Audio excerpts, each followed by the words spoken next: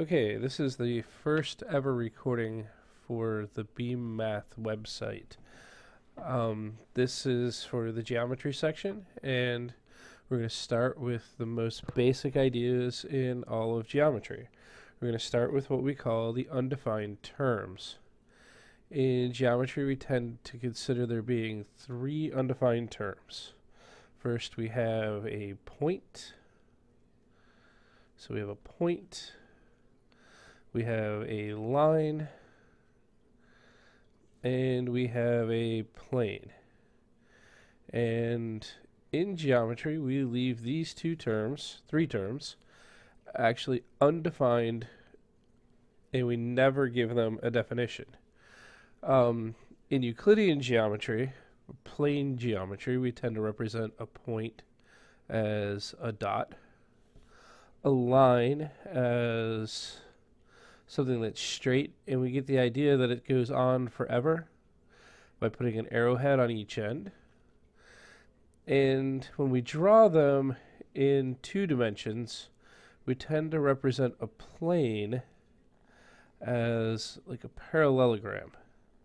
It's actually like looking like part of a sheet, but because we're in 2 dimensions, we have to kind of cheat a little. Now, a point we typically name with 1 letter, so maybe we'll call this point P. And a line we tend to name with 2 letters, so maybe we'll call this line A, B. And a plane is a bit strange. Sometimes we'll pick like 3 points in the plane, or sometimes we'll just give it 1 big capital letter, and maybe we'll call this plane M. So notation-wise, we don't have much of a notation for a point. We just say that this is point P. I don't have a whole lot of shorthand there. Here we could say that we have line. Well, we might like put a little N here. We could call this line N, or we could name it by 2 of its points. So we could say we have line AB is another way of saying this. So line N and line AB are the same thing here. The plane here, we could call this plane M. Now, if we had put like several points in the plane, maybe we'll call this point S, call this point T, and point U. It would be important that these points are non-collinear, that they are not in the same line. We could probably also call this plane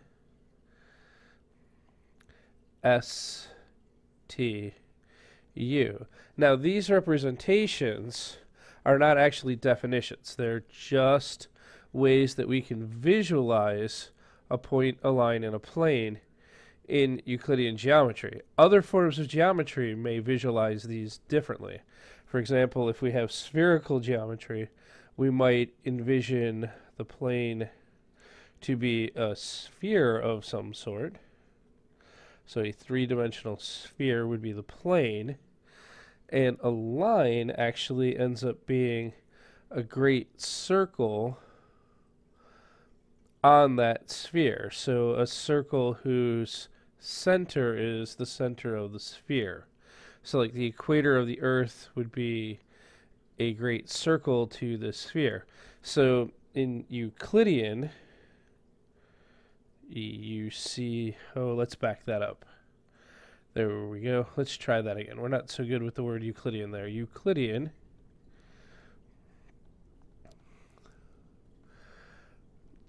geometry, we tend to visualize this as a dot, some straight thing, and then some flat thing.